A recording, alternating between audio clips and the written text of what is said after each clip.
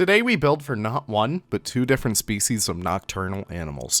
I'm super excited to build a nocturnal house for both the aardvark and the fennec fox in Sonora Spring Zoo. So without further ado, welcome back. Well, hello everyone, and welcome back to Sonora Spring Zoo. Hope you guys are all having the most wonderful of wonderful days.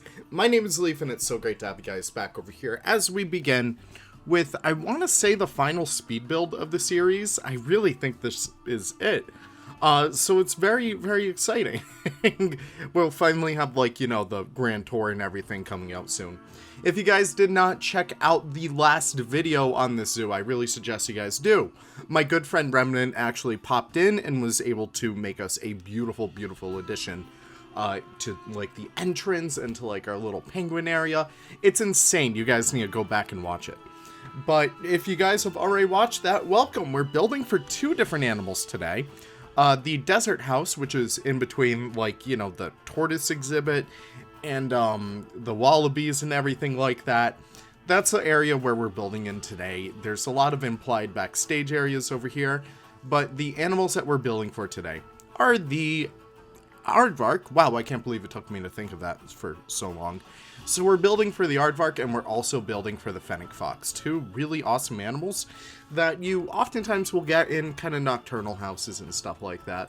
So I'm just super excited to be able to build something like that for these guys. Now, of course, there is so much stuff to take into account over here when we are building in an indoor area. And one of the things I always do suggest you guys do is, before you even start to build, place down the animal first, so you know how much room you'll have to build with and how much space that the animals will actually have. Because usually whenever it comes to my style of building, I feel like if I don't put down any reference over there, so if I just build without ever placing down an animal, then put the animal down, the habitat tends to be a lot bigger than I think I meant for it to be. So just putting the animals down first really does help a lot in terms of really centering yourself with the build and such. You can even place down scarecrows as a way to gauge how big an item would be for a guest, or you could even use some modded pieces. For example, I use a Steve Irwin props because I think it's just so fun that I get to place down Steve Irwin, or I just tend to use the Angry Archer or something like that. Now, the whole idea in here is, if you guys have ever watched my Hope Harbor Zoo series, really awesome series, I suggest you guys check it out. But one of the things I have in our desert Nighthouse in that kind of whole zoo is this kind of blue landscape on the inside. So that's kind of what I wanted for the guest area. I wanted very much to lean into all of these blues. I really wanted to lean into a nice dark color where all the guests would congregate, and sort of lighten it inside of the habitat itself. So you can see I'm placing down some initial rock work all throughout here, just as a way to kind of indicate where I want these major bumps to be. And then I just kind of go throughout, just adding a little bit more rocks here and there. The viewing areas are relatively organic. I'm using a whole lot of faux rocks in here. I don't really use the stalactites in here, I don't think, because they feel a little bit too natural for my taste. But what I really did want to use were the faux rocks, because they feel so fake, and they just feel so smooth, so artificial. It's exactly the vibe that I want for the guest viewing area for the aardvarks and the fennec fox and stuff like that. So you can see I'm working a little bit with the angles in here, trying to play with it a little bit. Eventually you'll see me bring down the roof in a few seconds, just to gauge what it's gonna look like when it all comes together. And I think it looks pretty damn good once it's all together. I don't know, it's just really fun to be able to build interiors from this point on. I don't really like to build interiors myself, but I've been seeing so many awesome creators out there doing that stuff. I've been seeing Caesar ZSH, or is it ZHS? I swear, whatever way I'm gonna say it, I know it's gonna be wrong, so I'll just say both of them this time. But watching them take on their interior game and just constantly blow us away, I'm always like, oh man, I gotta step my game up in that case. So my idea, and this is just kind of future planning for the channel, I want to finish up all the main series I have going on right now, at least the parts that I can quote-unquote finish. I sent City Conservation over to someone else just to work on. Guest Builder, you guys probably haven't heard of him, but he's really awesome at what he does. I really liked his style, so I wanted to bring it into City Conservation, so we'll see some progress on that. Moving off of there, what else do we have going on? Castaway Keys, that's going to be finished relatively soon. I'm keeping it as a short series because the next zoo I want to do, I want it to be big. And I just really want to tie a nice bow on all these projects. Sonora Springs, as I said before, this is the last speed build, so this is actually really fun just to be able to see. Oh man, everything came together so nicely. Oh no. And then all the other projects. Hope Harbor Zoo is never going to quote-unquote finish. It's just going to constantly grow and grow and grow. So it's going to be very cool to see how that all comes together. And Zoo Sarasota is a project. I know so many of you guys are asking about it. I know so many people will ask about it today in the comments. If only you guys would listen to this part. But, no, I only want to work on that project when I'm feeling inspired for it. And relatively, I've not been inspired for it as of late. It just doesn't feel like a project I want to work on. And I really want to dedicate time to it if it is a project that I do want to work on it. So that's always of the utmost importance to me. Just making sure that I can dedicate my full attention to a project whenever it requires it. So that's always what I want to do, just first and foremost. Besides that, however, I think that should be it. I mean, I don't think I'm missing out any relatively large projects.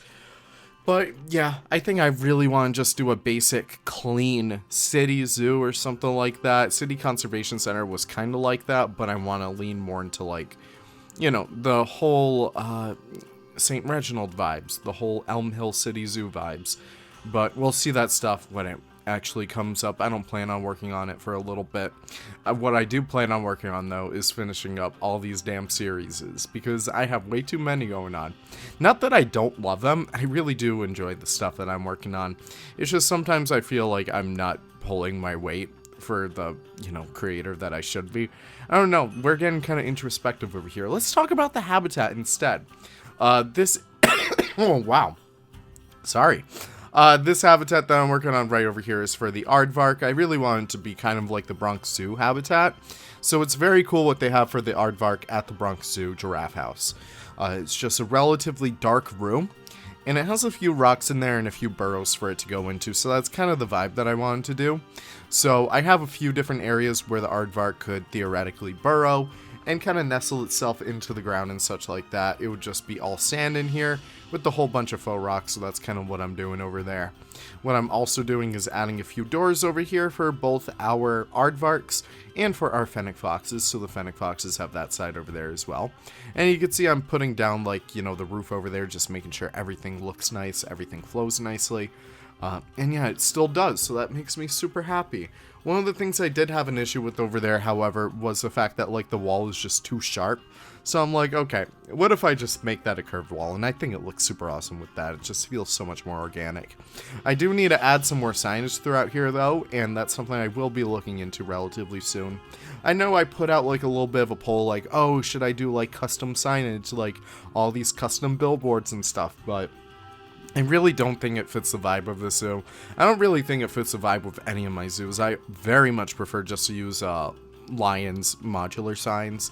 They just fit the vibe so much better for me, and it's just something I feel so much more passionate of using. I don't know. I just really like that kind of stuff when I, you know, work with that. So you can see there is a stark dichotomy between, like, you know, the faux rock on the outside and the rock work on the inside of the habitat. I kind of did that intentionally just so that this desert kind of vibe feels a little bit more realistic compared to what you're looking at on the exterior of the build, or rather, like, from the outside of the indoor area, if that makes sense. Yeah, I think that does. So I'm adding a whole bunch of plants in here as well, and adding a whole bunch of different, like, you know, branches and stuff, just help it feel a little bit more alive by making it a little bit more dead. I don't know, I really do love having, like, these nice big branch pieces, especially for the fennec fox.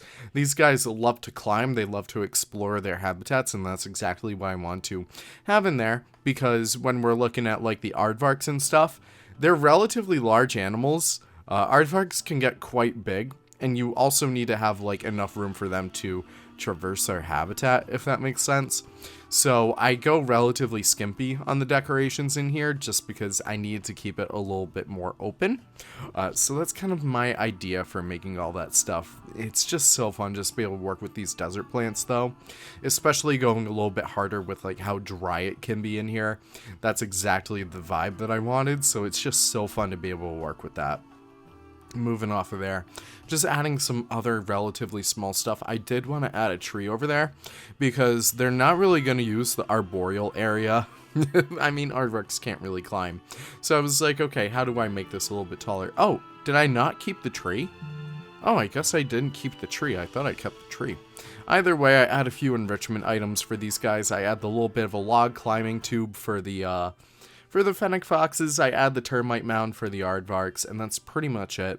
I also work on a little bit of lighting in here too, so I just wanted to keep it nice and at least a little bit brighter in here, because obviously we gotta keep the stuff like, you know, lit so people can actually see the animals.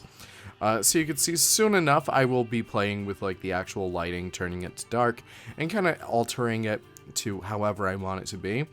A lot of the times when you are in nocturnal houses, zoos are opting for bluer light on the inside. This is just so much easier to see animals than the red light. The red light is just very harsh. And I think there are even some studies out there that showed that the red light doesn't really help nocturnal animals, but blue light actually does, so that's so interesting to see. So, adjusting like for height and everything else, just making sure stuff doesn't poke out of the walls and such. I'm just adjusting like the lights in here a little bit more. The actual interior is a little bit more white lights, while the habitats are a little bit more blue. Very happy to see that. But that is really it, my friends. I think I do a little bit of extra decorating around here. But that is pretty much it for this build. Thank you so much for stopping by. I really do appreciate it. If you guys are able to lend your support in any way, whether it's watching some more videos, or by dropping a like, or even consider subscribing, we are super close to 14,000, I think. Yeah, so that'd be a really fun goal to reach. But regardless, thank you guys so much for watching. I really do appreciate it. And I can't wait to see you all in the next episode where we tour this facility. Take care and have the most wonderful of wonderful days. Goodbye now.